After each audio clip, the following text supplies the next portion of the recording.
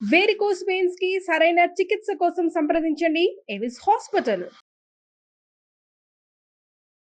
నమస్తే రమగారు. నమస్తే జయ. రమగారు, విక్రమ్ బేతాల కథలు మళ్ళీ స్టార్ట్ చేశాం కదా, ఇంకోటి చెప్పుకుందామండి. పట్టువదల విక్రమార్కుడు మళ్ళీ వెనక్కి వచ్చి కళేబరాన్ని భుజానేసుకున్నాడు. బయటికి నడుస్తుంటే భేతాళుడు ఇంకో కథ చెప్పడం మొదలుపెట్టాడు. పూర్వం అట ఒక పల్లెటూరులో ఒక విధవరాలు ఒక ఆవిడ ఉండేది. భర్త లేడు, ఒక చిన్న ఆడపిల్ల ఉండేది. ఆవిడ కొంచెం అనారోగ్యం మనిషి పాపం. పిల్లని ఎట్టాగొట్టా పెంచి 13, 14, 16 ఏళ్ళు అట్లా వచ్చినాయి వయసు వచ్చింది పిల్లకి, పెద్దదైంది.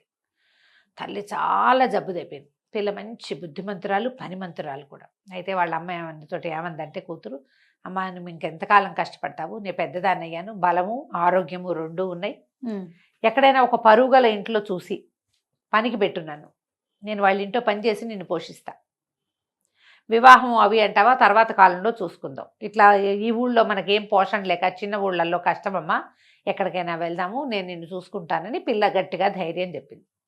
సరే వీళ్ళు ఏదైనా కొంచెం పెద్ద ఊరు వెళ్దామని ప్రయాణమై అక్కడక్కడ ఆగుతూ వేరే ఊరికి బయలుదేరారు. ఈ వేరే ఊరు వెళ్ళే క్రమంలో ఒక పెద్ద పట్టణంలో ఒక పెద్దవాళ్ళ ఇంటి వాకిట్లో ఆగారు ఒకరోజు సాయంత్రం.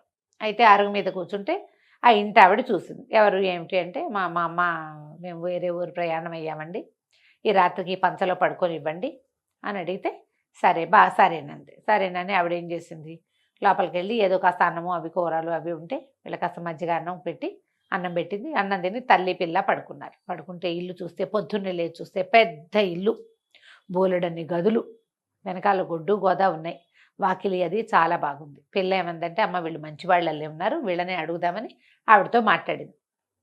మా అమ్మకి నాకు ఉండడానికి స్థలం చూపించండి, మీ ఇంట్లో ఏదైనా పని ఇవ్వండి, చాలా బుద్ధిగా పనిచేస్తాను నేను అని అడిగింది. ఆవిడ ఏమందంటే, అమ్మ పనికేం లోటు,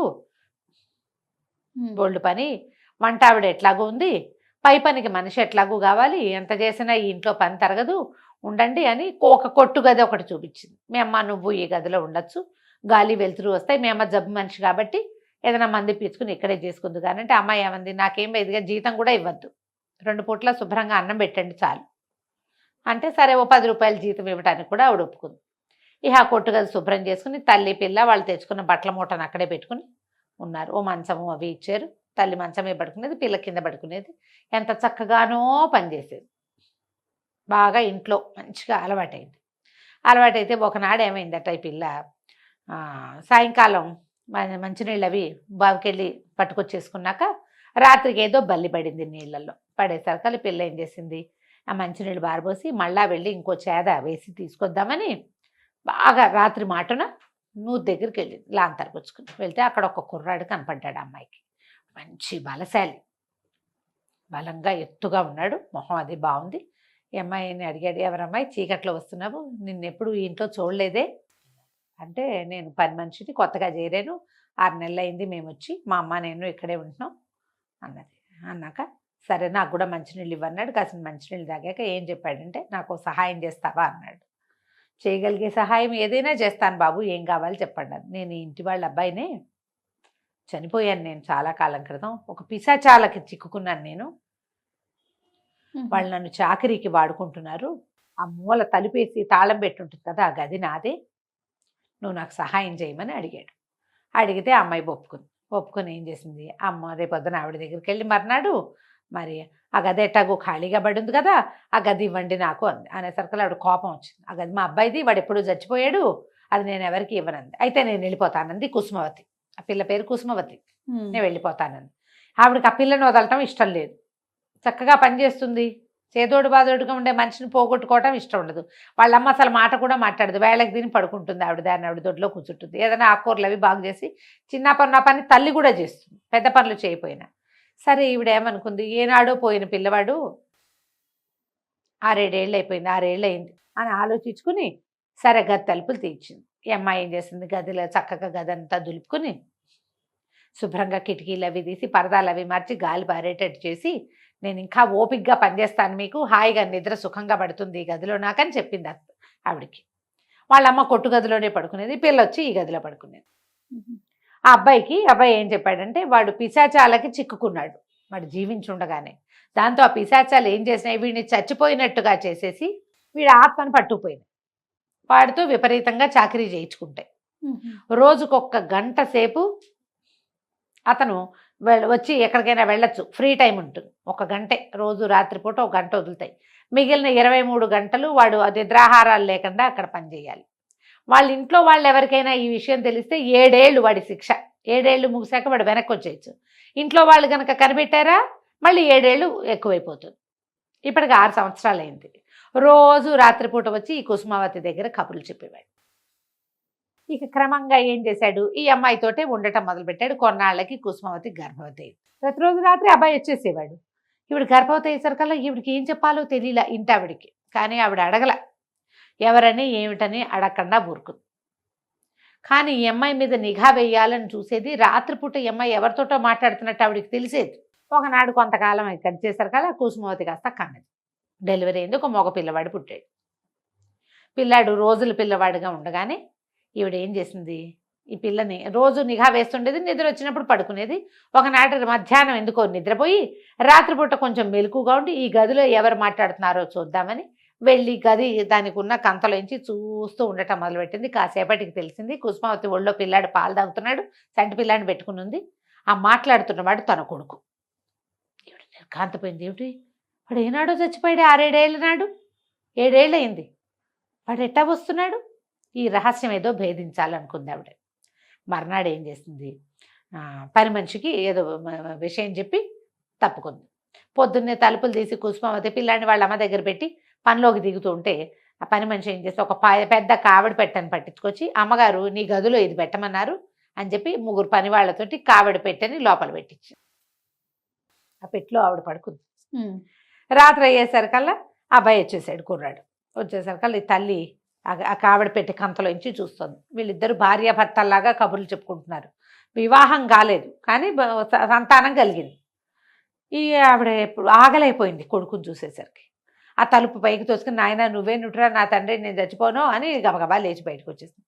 కుర్రాడు అన్నాడు, అమ్మా ఎంత పని చేసావమ్మా, 1 నెల రోజులు ఆగుంటే శాశ్వతంగా వెనక్కి వచ్చేసేవాడిని కదా, ఇప్పుడు నేను 7 ఏళ్ళు మళ్ళీ వెనక్కి వెళ్ళిపోవాలి అని ఈ పిశాచాల కథ అంతా చెప్పాడు. ఆవిడంది, నేను కాపలా వేస్తాను, పిశాచాలు నిన్ను ఎట్ట ఎత్తుపోతాయి నేను చూడనా, అమ్మ వాడితో నువ్వు చేయలేవు, 1 నెల ఆగుంటే సరిపోయేది, ఇంత పని చేసావమ్మా అంటే ఆవిడేం చేసింది, ఏం పర్వాలేదు పిశాచాలు ఇంట్లోకి రాకుండా నేను కాపలా కాస్తానని వాకిట్లోకి వెళ్ళి ఆ గదిలోంచి బయటికి వెళ్ళిపోయి గది చుట్టూతా ఉప్పు పసుపు కుంకాలు అవి పోయిచ్చి కూర్చుంది. కానీ పిశాచాలు అయితే రాలా.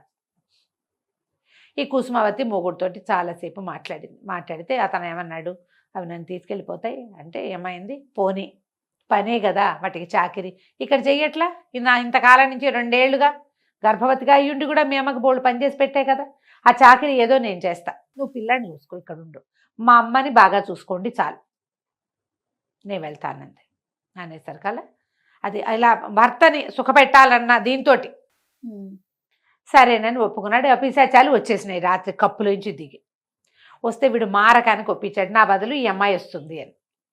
పిశాచాలు అబ్బాయిని వదిలేసి కుర్రాడిని కుసుమవతిని తీసుకెళ్ళిపోయి, మామూలు చాకరీ కాదు, దాన్ని పీల్చి పిప్పి చేసేసినాయి అవి. మగవాడు బలశాలి చేయగలిగే పని వేరు, ఆడది బలహీనరాలు చేయగలిగే పని వేరు. బాగా కాల్చుకు తినేసినాయి. 7 అంతకుముందు అబ్బాయికి ఒక వెసులుబాటు ఉండేది, రోజుకు 1 గంట ఇక్కడికి రావడానికి. ఈ అమ్మాయికి ఆ వెసులుబాటు అవి ఇవ్వాల. 7 ఏళ్ళు అక్కడ ఉండటమే, అక్కడే ఉంది.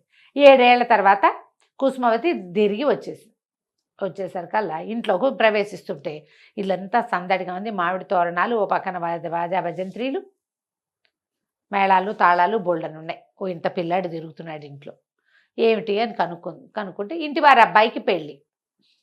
అమ్మాయి నిర్ఘాంతపోయింది, ఏం చేయాలో తెలియలే. అయితే ఇక్కడ ఒక ఆవిడ ఉండాలి, అది ఉండాలి అని కనుక్కుంది. ఆవిడ పోయి 2 ఏళ్ళు అయింది. అంటే కుసుమావతి వాళ్ళ అమ్మ చనిపోయి 5 ఏళ్ళు చూసుకున్నారు వాళ్ళు, ఆవిడ పోయింది. తర్వాత ఈ 7 ఏళ్ళు ఫినిష్ అయ్యి కుసుమావతి వచ్చే కాలానికి అతను పెళ్లి చేసేసుకుంటున్నాడు. పని మనిషిని ఉంచుకోవాల్సిన పని ఏముంది వాళ్ళకి, పిల్లాడు లక్షణంగా ఉన్నాడు, నాయనమే పెంచేసింది. 7 ఏళ్ళు వచ్చాయి వాడికి ఇంకా తల్లి అవసరం లేదు. ఆ తల్లి ఎవరో కూడా తెలియదు వాడికి. 4 రోజుల లోపలే వెళ్ళిపోయింది తల్లి. అదే అందరికీ ఊరందరికీ బట్టలు పంచి పెడుతున్నారు. అతనేమో వచ్చిన వాళ్ళందరికీ తాంబూలాలు ఇస్తున్నాడు, వాళ్ళ అమ్మేమో చీరలు పెడుతుంది. ఆవిడ చీర జాకెట్టు అమ్మాయి చేతిలో పెట్టబోయింది, కానీ అమ్మాయి పుచ్చుకోలే, వద్దులేండి అని చెప్పి బయటకు వెళ్ళిపోయింది. వాళ్ళు కుసుమావతిని గుర్తు కూడా పట్ల. 7 సంవత్సరాలు అయింది, ఏం గుర్తుపడతారు, ఆసక్తి లేదు వాళ్ళకి. ముందు తమ పాయాల్లో సాగిన సంబంధం ఏదో కుదుర్చుకున్నారు, వెనక్కి తిరిగి వెళ్ళిపోయింది. ఈ కథ చెప్పాడు బేతాళుడు. ఆ అమ్మాయి ఏది చేస్తుండొచ్చు, నీ బదులు నేను అక్కడ అనుభవించాను. నేను వచ్చేసరికి నువ్వు పెళ్లి చేసుకుని నాకు ఎందుకు స్థానం లేకుండా చేసావని అడగాలి. నా పిల్లాడిని నాకు ఉంచకుండా మీరే ఎట్లా సొంతం చేసుకుంటున్నారని కనుక్కోవాలి. ఈ రెండూ చేయకుండా కుసుమవతి ఎందుకు వెళ్ళిపోయింది, ఎందుకు మాట్లాడకుండా ఉండిపోయింది అంటే అప్పుడు రాజుగారు చెప్పాడు, కుసుమవతి ఎవరి బాధ్యత అయినా తీసుకునే రకం. వాళ్ళ అమ్మ ఉండగానే ఆవిడ ఏదో ఒక మాదిరి పనిచేస్తూ తన్ని పోషిస్తుండగానే నువ్వు నా కోసం ఏం చేయొద్దు, నేనే నేను చూస్తానని చెప్పింది. ఒక వాకిట్లో కనపడిన కుర్రాడు నాకు సహాయం చెయ్యంటే వాడు ఉండడానికి, ప్రతిరోజు ఉండడానికి వీలుగా గత్తెలుపులు తెరిచిపెట్టింది. వాడి గది వాడికి తెరిచిపెట్టింది. నీ గదిలో నువ్వు పడుకో, నీతో నాకు సంబంధం లేదనకుండా అతని దగ్గరికి రా అనగానే అతన్ని సంతోష పెట్టడానికి, పాపం కుటుంబం అవకాశం లేనివాడని వాడిని సంతోషపెట్టింది. సంతోషపెడితే ఏముంది, మగవాళ్ళు బాగానే ఉంటారు, ఆడవాళ్ళకి గర్భాలు వస్తాయి. సంతానం కలిగాక భర్త మళ్ళీ 7 ఏళ్ళు వెళ్తే వెళ్ళాడు, నా ఇల్లు నా వాకిలి నా అత్తగారు నా పిల్లాడు నాకు ఉన్నారని అనుకోకుండా కష్టపడడానికి తనంతట తను అతను అనలా, ఈ అమ్మాయే ఆఫర్ చేసి కష్టపడడానికే పుట్టింది. ఇప్పుడు ఇక్కడ ఉన్న ఆ అమ్మాయికి అంతకంటే బెటర్ స్థితి ఏం రాదు, అతను పెళ్ళేలాగో అయిపోతుంది. పని మనిషే ఇక్కడ చిత్కారాలు తింటూ ఎందుకు ఉండటం, ఎక్కడో చోట ఈ కష్టం ఇంకో చోట పడచ్చు అని వెళ్ళిపోయింది. కష్టజీవి. ఆ అమ్మాయి సుఖం కోసం పెళ్లి చేసుకోవాలా, అతనితో కలిసి ఉండాలా, వాడిని సంతోష పెట్టడానికి చేసింది. అదేదో ఇంకో చోట చేసుకుంటాను, నా బతుకు నేను బతుకుతానని, పిల్లాడు ఉంటే ఉన్నాడు, వాళ్ళ పిల్లాడు అని వదిలిపెట్టి వెళ్ళిపోయింది, అంతేనన్నాడు. భయతాళికి సమాధానం నచ్చదు. అమ్మాయి అంతే మరి. ఆ గదిలో అతను పడుకుంటాడు, తను వెళ్ళి వాళ్ళ అమ్మ దగ్గర పడుకోవచ్చు కదా. అతనికి కంపెనీ ఇవ్వడానికి మాటామంతి లేక కరువాచిపోయి ఉన్నవాడికి కంపెనీ ఇవ్వడం కోసం ఉంది. చివరికి కంపెనీ ఇలా పరిణమించినా ఒప్పుకుంది. అతను ఇంకా ఏం పని చేస్తాడని అతని బదులు పని చేయడానికి ఒప్పుకుంది. చివరికి ఆ కష్టం ఏదో మనమే పడదామని తన దారిని తను వెళ్ళిపోయింది. ఆనందించి నువ్వు మౌనభంగం చేసావు కదా, సమాధానం కరెక్ట్గా చెప్పినా నేను పోతున్నా అని మళ్ళీ వెనక్కి వెళ్ళిపోయాడు. కంచికి మనం ఇంటికి. బాగుంది రామ్ గారు. నమస్తే. నమస్తే జయ.